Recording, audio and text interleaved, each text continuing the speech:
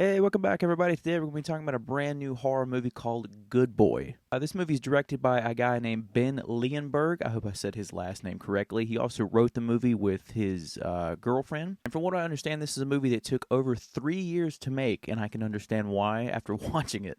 So this is a brand new horror movie that takes place all from the perspective of a dog, which I thought was a really cool unique thing to do. I know just a few years ago we had kind of the same thing going on with a movie called In a Violent Nature, where the whole movie took place in the perspective of the actual serial killer that we're following. And while I did enjoy that movie, it can get a little slow and stuff at times. And I kind of was kind of worried that this movie would kind of have the same type of structure to it, but it is a lot shorter than In a Violent Nature. And I think it does stuff a little bit differently and a little bit more effective in Good Boy than it did In a Violent Nature. This is a movie that I heard buzz about from South by Southwest earlier this year, and people were raving about it and said it was really good and it was a really unique story and a very unique way of storytelling. So my interest was piqued for that. And let me start off the review by saying this is a movie that revolves around a dog, and it's been the big question since people have seen the marketing for this movie and heard about this movie. And I'm going to tell you right now, no, the dog does not die. Nothing bad happens to the dog. So you are free to go see this movie. So I went into this movie with the expectations of, this could just be a fun time at the theater. And I have to say, I was really happy with how this movie turned out. This type of movie has the type of scares in it that I love, that I really enjoy, and the type of scares that really get under my skin. This is the type of movie that has those type of scares of dread, that just ooze dread, and you don't know what's around the corner and you don't know what's coming at any given time. It has those shots that linger on hallways, these long dark hallways, or it has shots of doorways where you can see out into the hallway but it's just completely dark, and it just sits on that and lets you linger with it and just sit there in that dread and that just waiting for something to happen. And I love the fact that this movie's told through the perspective of the dog, because as they say, dogs and sometimes children can see things that we cannot see as adults. So it adds to this type of other tension that we didn't know. Like the dog can walk into the room and clearly see something there, or a shadow of something, or something move that his owner will not see at all and has no idea what he's looking at. And it's kind of one of those things, and even the director says it near the at the end of the movie. If you stay for after the credits, he says, it's kind of one of those things where if you go home and have a dog of your own, maybe you'll think twice about why the dog is looking in the corner or barking at something that's not there. And it just has that really cool effect throughout the film. And since this movie is told through the perspective of a dog, there's no really characters in the movie except for the dog and his owner, which in the movie, the owner is actually played by his real owner. It's just voiced. He has a voice of a different actor. I don't know why he chose to do it that way. I don't know if it was just like a creative decision, but when you see the movie, Indy's owner is actually his real owner, Ben, the same guy who wrote and directed this movie. But it's a different voice, because you really never see the faces of any of the humans in this movie. I don't know why they chose to do it like that, but it kind of keeps faces obscured. Like anytime that you see Ben, his face is always obscured by something, or the way the light is hitting it, you can't fully see it. And it's the same way, I think, later on in the movie you meet like a hunter character, and like his face is obscured, and the only other character is like his sister tries to call him different times throughout the movie, and you never really see the sister, you just always hear her voice. So it does this thing where it keeps these human characters kind of obscured away from the audience, which sometimes can be a disadvantage to the story, because we're supposed to latch on to characters to really care what is going on. But I think in this instance, since we're looking through the perspective of the dog, we're already on board, because there's as human beings, we already care about animals. We want them to be safe. And I think already from the get-go, we're already with this dog character, so we're already like, it's cool. I'm already on board for what you're going to do. And I'll admit, there's not a lot of story in this movie, and there's not a lot that's, kind of told throughout it. We just know that it seems that Indy's owner is really sick, and we don't know really with what, and you kind of piece that together as the movie goes along, but he kind of doesn't really want the help, and through that, he moves into his I think it was his grandpa's house, way out in the boonies, out in the middle of nowhere, and of course he takes the dog with him, and stuff in the house aren't as they seem. And as soon as they move in, it's like stuff starts happening as soon as they get there. Even there's a great shot when as soon as they get to the farm where the house is at, that as soon as he gets out of the car to try to go open the gate, there's a great shot that shows Indy from the front of the car, and you can see out of the back windshield, and you can see just this shadow of a person standing kind of in the back windshield. And it's done so well that it's just like nonchalantly you can hear Ben still talking, and it's like, you know, everything's going in real time, but you can see the shadow back there. And it's just really, really cool how stuff like that's played out. And stuff like that kind of carries out through the whole movie. And while it does that, it has this way of just building this tension throughout. Even from the first frame of this movie, it oozes dread and like just something that is not right.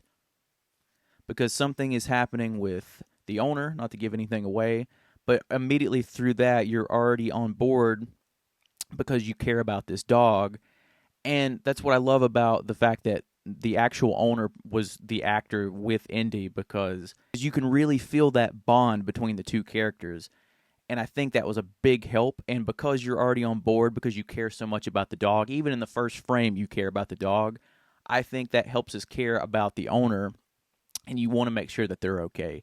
Even though that you do not know much about them, and even between this main character and their sister, you hear a little bit of back and forth of stuff when they're on the phone with each other, and a little bit of stuff that is told through these videotapes that Todd's the character of the owner, that you figure out through his through these videotapes he finds of his uncle or his grandpa, one of the two. I think it's his grandpa. And you kind of piece a little bit together. It doesn't give like a full backstory of everything that's going on. It's essentially 90% of there's a dog in a haunted house and stuff is going on. But that's okay, because like for me, for example, I was kind of on board for this story, and I really wanted to see what was going to go and how things were going to play out. And even though it's a very bare bones story, I think you there's just so much love there for the character of the dog that you're pulled in to what's going to happen. Huge shout out to how the lighting was in this movie. I think a lot of it is done so well, and it adds so much to the atmosphere, because it's a lot of old dark house, so therefore they have to use a generator for a lot of the movies, so the generator will go out and the lights will flicker, and you see things through shadows, and you see things through these like teeny bulbs here and there throughout the house. And the way that that's done is so effective, because you already are on board for this movie, and you already have this dread and tension throughout. And I think that just adds more and more to the dread and the atmosphere of it, to where it's just so baked in with each other. It does such a great job with that. One of the things I have to give kudos for in this movie that I love, that when movies do this, and they did it so well, is the music department. Because I love the fact that they know when to use the music, and they know when to be absolutely silent. And there's certain parts that think you're building towards a scare when there's music, and nothing at all happens, or vice versa when it's silent. And then they can, pull the rug out from under you and use the music or the silence to their advantage to help advance a scare. And I think that works so well, and they do that so many times throughout the movie that, to me, it pays off so well. I think this is a really great, like, small little Halloween movie to go see in the theater. It's a lot of fun, and again, nothing happens to the dog, so if you're a big animal lover, you're on board and you want to love this dog. Indy is the actual name of the dog that's in the movie and, real life. And that dog does such a great job at all the stuff that goes on in this movie. And I have to give kudos to the director and his girlfriend and all the small crew that was involved in it, because you can tell this was just a labor of love. And it said took them over 3 years to make. And if you see it in the theater, stay after the credits, because there is a thing after the credits talking about how they made the movie. And it's just a lot of fun, and it shows a lot of behind-the-scenes stuff, and it shows how the so-called really scary moments where Indy's supposed to be looking and being scared, and how they did that and pulled it off, and how it's not scary at all, and how it's these really fun moments and funny moments behind the camera. And he talks about a lot of this like old school classic filmmaking of why you feel a certain way because of how Indy looks, and it's just really, really cool. And it was just a real labor of love to show that how this movie was made, and how they talked about how just one sequence of Indy looking over trying to look at something was like a full 8-hour day shoot. So kudos to you guys, like, for making a movie like this and having the patience. I can only imagine having the patience, because he says throughout it that Indy does not know that he's in a movie, and that Indy is not a trained dog or actor dog in any way, shape, or form. So it was just a really cool labor of love. And I think, to me, the movie that they were trying to make is a really effective movie. It's only like an hour and 12 minutes, 13 minutes, something like that. But it takes you on this really, really very tense and emotional ride. And when the movie's over, you do want to go home and just cuddle your dog and hang out with them and just be there and all that good stuff. So I would say, for sure, go see this movie in the theater if you get a chance. If you do not, it will be on Shudder sometime in the next couple weeks, month maybe. I'm hoping maybe it'll be on there before October, because it's a great movie to kind of watch around the month of October. It just has that great October-ish atmosphere to it, and it'd be a really good, fun movie to watch for Halloween. Thank you, everybody. That's my review for Good Boy. If this is the review that you're finding me on, please come on over to the channel and check out all my other 2025 reviews. I got a pretty good list of them so far. I'll try to leave a card somewhere up here for you guys to check it out. And as always, if you've seen Good Boy, please comment below and let me know what you thought about the movie. And please come on over, like and subscribe and all that good stuff. That way I can see you in the next one. Thank you so much.